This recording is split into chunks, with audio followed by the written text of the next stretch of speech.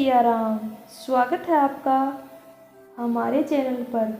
आज हम आपको सुनाएंगे संकट चौथ व्रत कथा। तो चलिए शुरू करते हैं। सतयुग की बात है। राजा हरिश्चंद्र के नगर में पूरी प्रजा सुखपूर्वक निवास करती थी। वहाँ पर ऋषि शर्मा नाम के एक ब्राह्मण अपनी धर्मपत्नी और पुत्र के साथ निवास करते थे। जब उनका पुत्र छोटा होता है तभी उस ब्राह्मण की मृत्यु हो जाती है और उसकी पत्नी अपने पुत्र का पालन पोषण करने लगती है।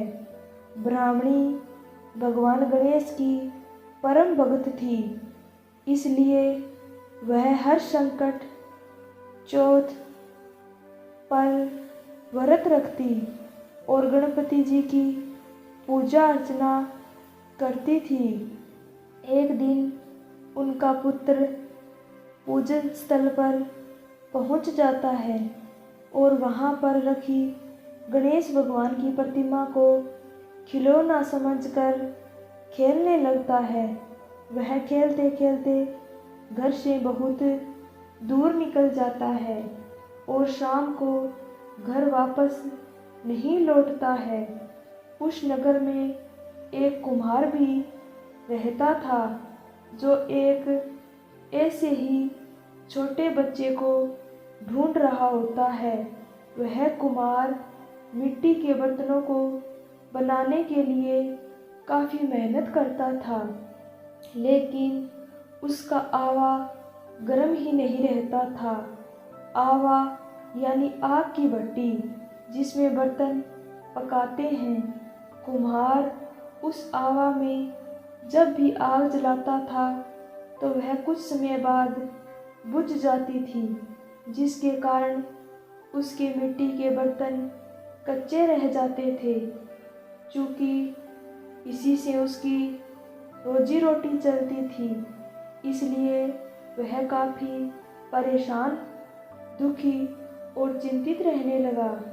इस समस्या को दूर करने के लिए वह एक तांत्रिक के पास जाता है और उससे इस समस्या का हल पूछता है। तब वह तांत्रिक उससे बोलता है कि तुम उस आवा के बीच में किसी छोटे बालक की बलि दे दो, इससे उसमें आग जलती रहेगी और तुम्हारे बर्तन पक जाएंगे।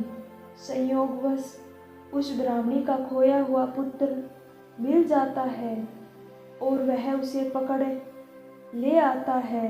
इसके पश्चात वह उस बालक को आवा के बीच में बैठा देता है और अपने बर्तनों को रखकर आग जला जाता है। जब सुबह वह कुम्हार अपने बर्तनों को देखने के लिए आवे के पास जाता है तो आश्चर्यचकित रह जाता है। उसे बच्चे को एक खरोच तक नहीं आती है और वह भगवान गणेश की प्रतिमा के साथ खेल रहा होता है।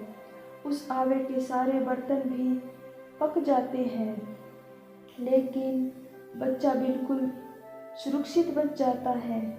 इस घटना के बाद कुम्हार डर जाता है और राजा के समक्ष अपने इस कृत्य के बारे में बता देता है।